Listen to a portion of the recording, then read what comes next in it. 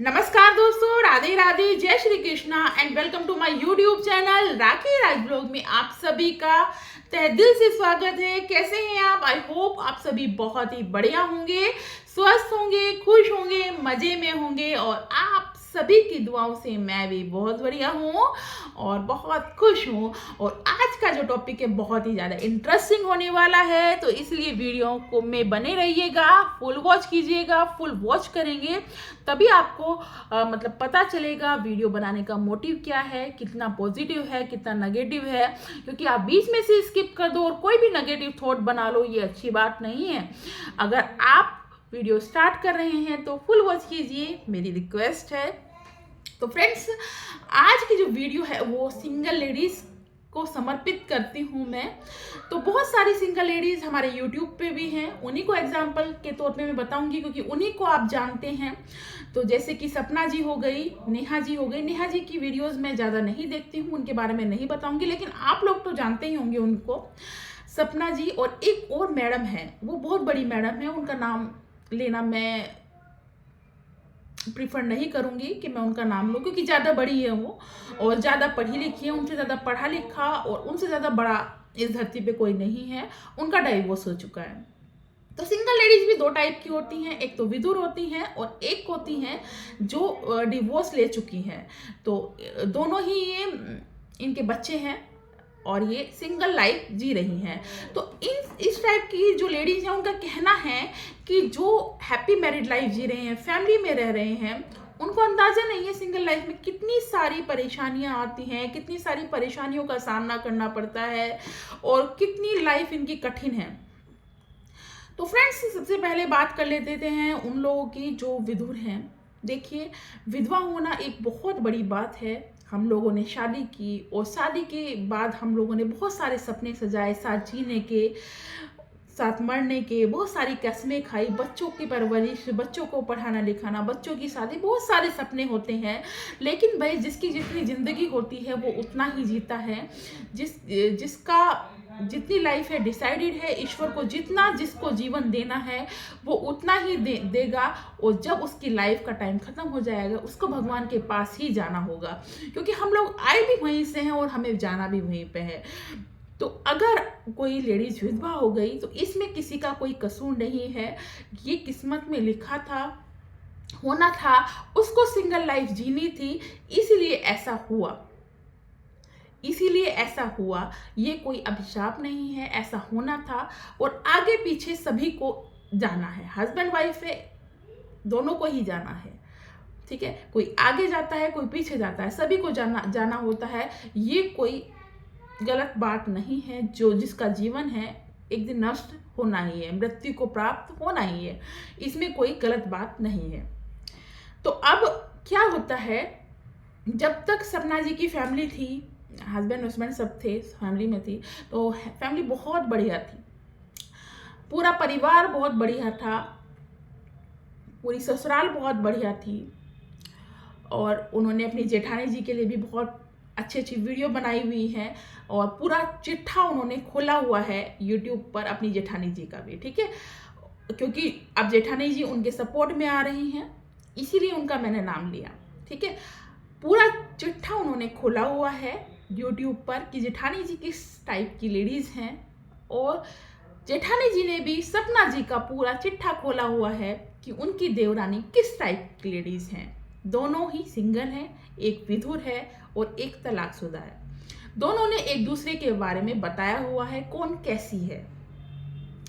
आज ही दोनों एक हो गए। क्यों हो गए उसका रीजन मैं आपको बताती हूँ। क्यों हो गए? क्योंकि दोनों के ससुराल वाले क्या हो गए, विलन हो गए।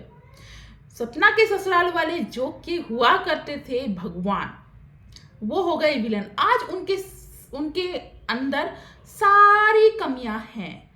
वो गरीब भी हैं, वो कैरेक्टरलेस भी हैं, वो प्यार नहीं करने वाले भी हैं कि उन पोतियों से प्यार नहीं, बहू से प्यार नहीं, घर से भगाने वाले भगोड़े हैं, ये भगा देते हैं। ऐसे हो गए ससुराल वाले। सारी कमियां, मतलब जो हमें पता भी नहीं है, वो सारी कमियां अब उस मतलब बेटे के जाने से माँ बाप के अंदर आ गई। इस दुनिया में इस टाइम सपना के इन लॉज से खराब इंसान कोई नहीं है सपना के अकॉर्डिंग और उसकी जेठानी के अकॉर्डिंग, क्योंकि उसकी जेठानी भी उसका साथ दे रही है पूरा।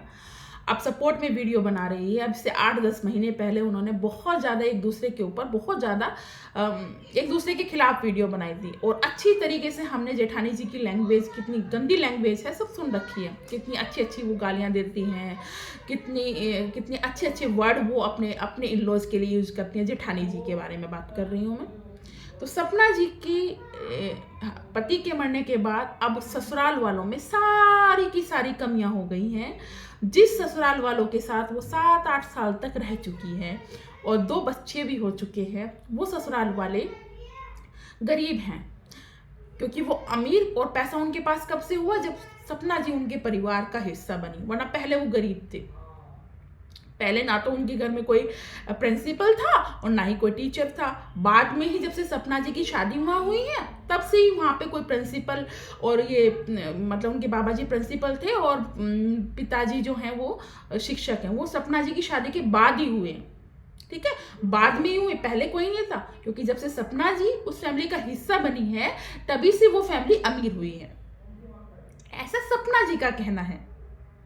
तो मैं सपना जी से पूछती हूँ, वहाँ पे शिक्षक और ये प्रिंसिपल जो थे, बाबा जी प्रिंसिपल थे और तुम्हारे हस्बैंड के पापा एक टीचर हैं, सरकारी टीचर हैं, वो तुम्हारी शादी के बाद ही हुए क्या? कोई जवाब नहीं होगा किसी के पास, क्योंकि अब तो ससुराल वाले सब बहुत खराब हैं। तो ऐसा होता क्यों है फ्रेंड्स कि शादी से पहले तो सब कुछ बढ़िया था और अब सब कुछ खराब कैसे हो गया? लेडीज भी वही है, परिवार भी वही है, अब ऐसा हो क्या गया? अब ऐसा हो क्या गया? वहां पे पति तो है नहीं, ईश्वर जाने क्या हुआ। ससुराल वाले खराब नहीं हैं, वो पहले भी अमीर थे और आज भी अमीर हैं। वो पहले भी अच्छे थे, वो आज भी अच्छे हैं। परेशानी कहाँ आई है? वो आई है थॉट्स में। ससुराल में अब कोई बचा नहीं है, बुढ़े बुढ़ियाओं की सेवा कौन करना चाहेगा?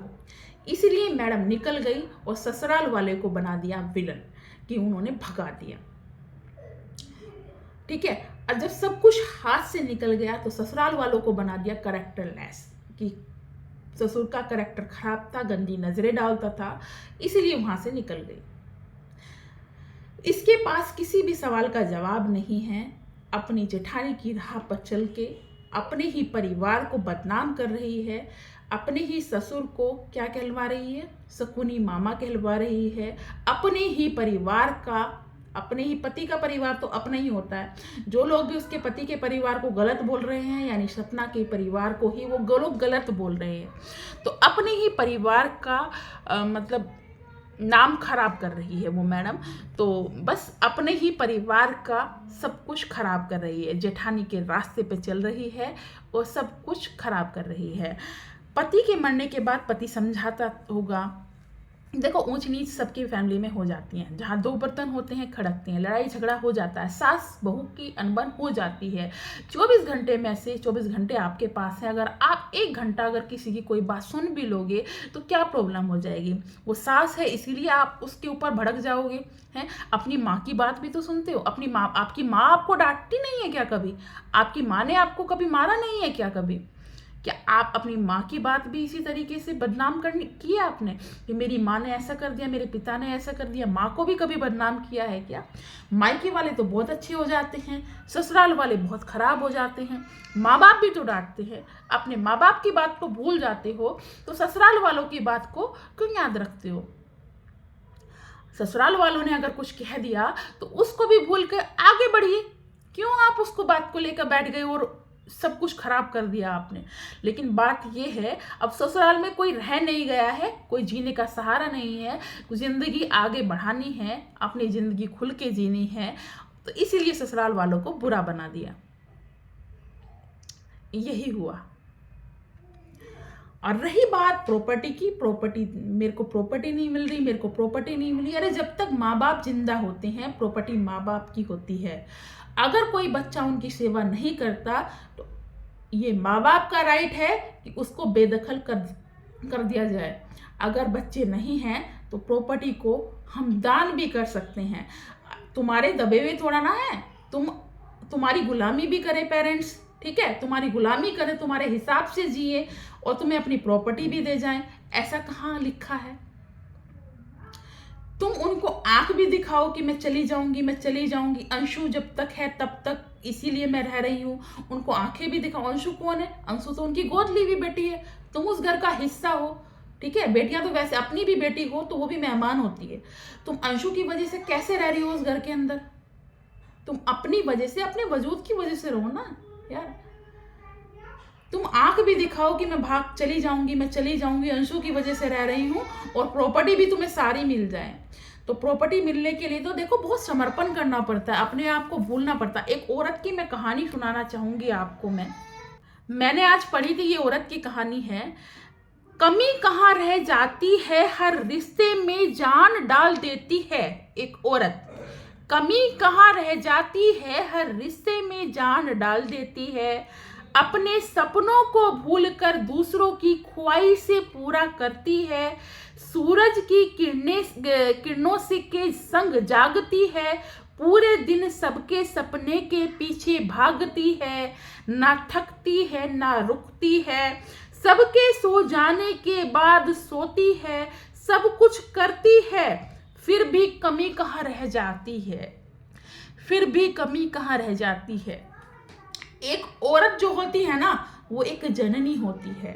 एक जननी होती है, अपने आप को भूलकर दूसरों का करना पड़ता है। माता सीता थी ना, माता सीता की बात सुनो। प्रेगनेंसी के टाइम पर उन्होंने कुल्हाड़ी उठाई, मतलब जंगल से लकड़ियां काटी और खाना बनाकर उन्होंने खाना खिलाया, अपना पेट पाला, अपने बच्चों को पाला। क्या किसी औरत को आज के टाइम में इतना देखना पड़ता है? नहीं पड़ता यार, नहीं पड़ता। जो सामने आ रहा है उस सब चीज़ों को झेलना पड़ता है, वही औरत है। और जो नहीं झेलती, घबरा कर भाग जाती है, उसको ना तो कुछ मिलता है और समाज में बदनामी अलग मिलती है।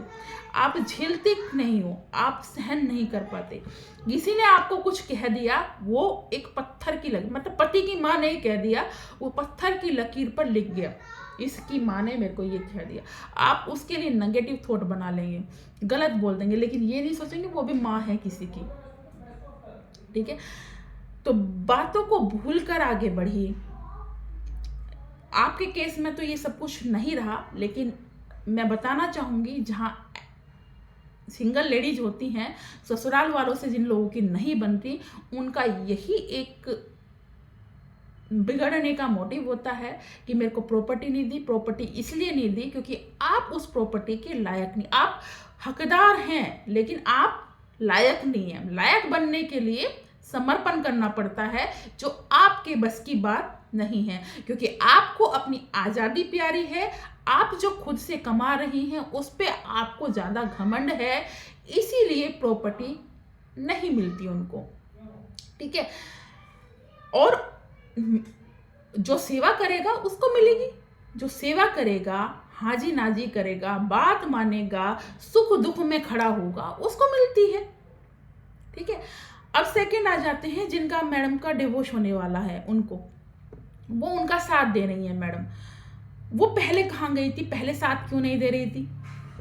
जब सपना जी मैडम जी जो हैं वो अपने फैमिली के, इन लॉज के, सबके साथ खड़ी थी, तब वो उनका साथ क्यों नहीं देती? तब दोनों एक दूसरे के खिलाफ थे, ठीक है। मेरे पति से शादी करना चाहती है, मतलब बहुत कुछ उसने कहा उसके बारे में। इसने अपने पति को मार दिया। अब तीसरा मेरे पति का नंबर है। अगर आपको मेरी बात पे विश्वास नहीं है, आप सपना जी के चैनल पे जाइए और वीडियो देखिए, ये सब उसने कहा। और मतलब पति से रिलेटेड ना, पति से रिलेटेड उसका पड़ोसी भी होगा या कुत्ता भी होगा ना, उसका पति की फैमिली से रिलेटेड, उसको भी वो गाली दे के बोलेगी। इतनी नफरत उसके दिल में भरी हुई है। और बताओ कैसे उसका हस्बैंड उसको रख लेता? गालियां, बद्दुआ, बदतमीजी, हो सकता है उसने बहुत कुछ फेस किया हो। देखो कोई इंसान, मैं तो कहती हूँ, एक विलन है और एक अच्छा आदमी है। जब दर्द, लड़ाई होती है, इंसान फंसता है तो दोनों ही रोते हैं। लेकिन आपको देखो, लड़ाई झगड़ा वो करता है, एक अच्छी और गृहस्थी वाली लेडीज लड़ाई झगड़ा नहीं करती। कमी आपके अंदर भी होगी, कमी, अपनी कमियों को पहचानो। आपने कहाँ तक समर्पण किया, कहाँ तक आप समर्पित थी, उन चीज़ों को देखो। एक औरत किस तरह की होती है, एक औरत से ही घर बनता है, और घर बनाने वाली औरत जो होती है ना, उसमें सिर्फ पति पत्नी और बच्चा नहीं होता, उसमें परिवार होता है, माँ बाप भी होते हैं, भाई बहन भी होते हैं। आपके परिवार में भी माँ बाप भी हैं, भाई बहन भी है, सब कुछ है। और लड़ाई झगड़ा भी होता है, बदतमीज बिना वजह भी किसी को थप्पड़ लग जाता है कई बार किसी और के कहने पे, ठीक है। हर चीज को बर्दाश्त करके चलना पड़ता है। ये नहीं कि इसने मेरे को गाली दी तो मैं भी इसको गाली दूं। वो तो साफ साफ कहती है, पति को अगर मैं गाली देती हूँ और बदले नहीं मेरे पति मेरे को गाली दे रहा, बदले में मैंने गाली दे दी, तो इसमें क्या गलत है? जब वो सोशल मीडिया पे इस तरह की बात कह रही है, इसमें गलत है भाई। मैं कहती हूँ तुझे इसमें गलत है। तेरा पति तेरे को गाली दे रहा, उसका कोई ना कोई रीजन होगा। कोई पढ़ा लिखा समझदार लड़का बेवजह गाली दे ही नहीं सकता।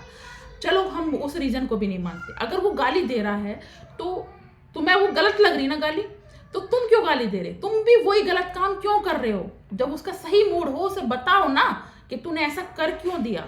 अगर मैंने भी कुछ गलत कर दिया तो आपने ऐसा क्यों किया? क्योंकि एक प्यारी और मीठी बोली ही इंसान को अपनापन की तरफ खींचती है, अपना बनाती है। अगर पति गाली दे रहा, उल्टा आप भी गाली देने लग जाओ तो रिश्ते बिगड़ जाते हैं, और वो वही होता है जो आपके साथ हो रहा है।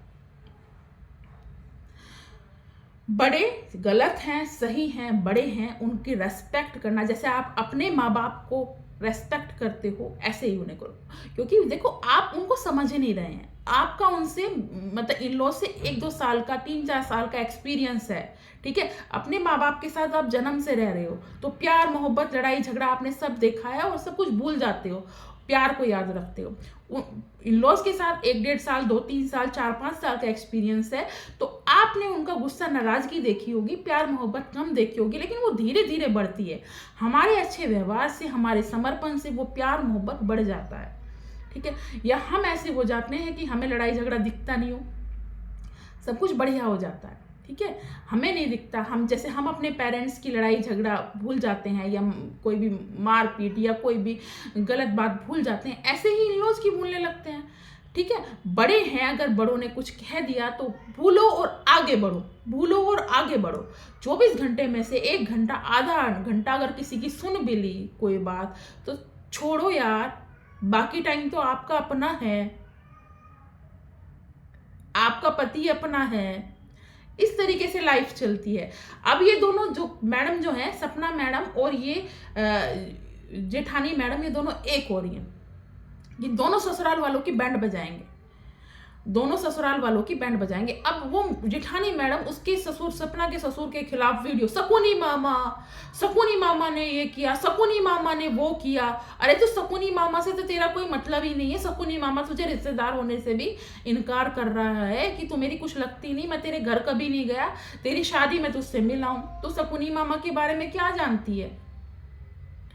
समाज का वातावरण खराब कर रहे ना ये लोग। पति का मामा शकुनी मामा हो गया, ठीक है। दोनों ससुराल वालों की बैंड बजानी है। तुम दोनों के करने से कुछ नहीं होने वाला, ठीक है। जनता बहुत होशियार है, दिमागदार है, तुम लोगों को अच्छी तरीके से समझ गई है, तुम्हारे मजे लेती है, बस और कुछ नहीं है, ठीक है। और सपना की बात, जब तक वो अपनी फैमिली के अंदर थी, लोग उसे भर भर के सपोर्ट करते थे, उसकी पूरी फैमिली से प्यार करते थे। मैं आपको क्या बताऊं, मैं उसके व्लॉग का मतलब वेट करती थी, सपना का व्लॉग कब आएगा। मेरा बेटा बोलता था, मम्मा सपना की वीडियोस देख रही हो आप? पूरी फैमिली की वीडियोस देखती थी, पता है, उसकी इन-लॉज की वीडियो देखती थी, मैं उसको पसंद करती थी। मैंने उसकी वीडियोस उसके हस्बैंड के मरने के बाद, जब से वो नेगेटिव होना शुरू हुई, तब से देखना बंद किए। तब भी मैं कभी कभी उसकी वीडियो देख लेती हूँ, मतलब क्या चल रहा है, कुछ सुधार हुआ या नहीं हुआ, ठीक है। वरना मैं नहीं देखती, मेरा मन नहीं करता देखने का, कोई भी कारण हो। भाई प्रॉपर्टी की भी चीज़ है, प्रॉपर्टी सब कुछ नहीं होता। आप जहाँ से आए हैं वहाँ से लेके नहीं आए, मतलब आपका जन्म हुआ भगवान के यहाँ से, आप प्रॉपर्टी लेके नहीं आए, ना ही आप लेके जाएंगे। एक प्रॉपर्टी के लिए अपने इन-लॉज को छोड़ देना, ये तो गलत है ना। साथ रहो, समर्पण भाव से रहो, जिसे पसंद नहीं करते उससे डिस्टेंस बनाओ,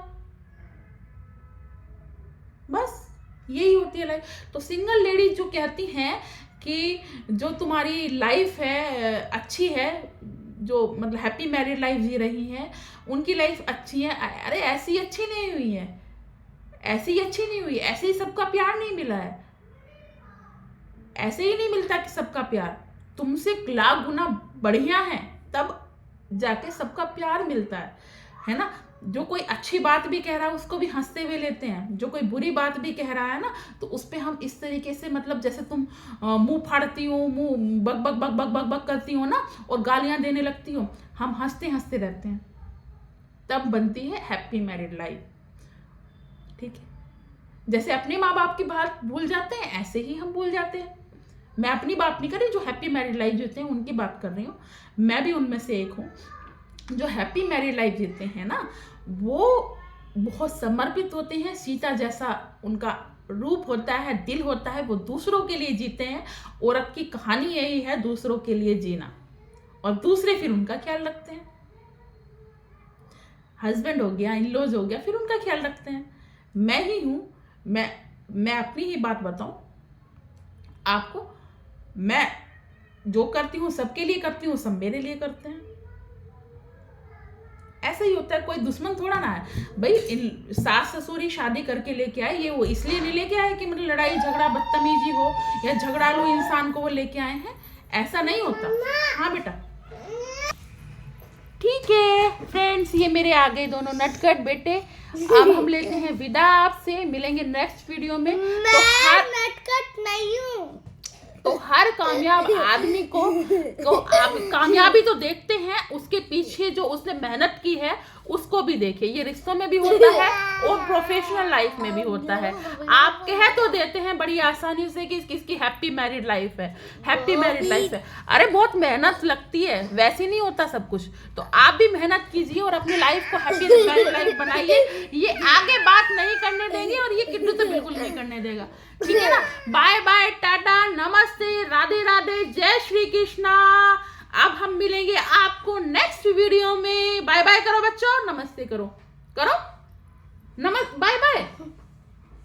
आपने बोला ना कि बात नहीं करने दूंगा मैं। नमस्ते करो बेटा, गो नमस्ते, राधे राधे कर ली।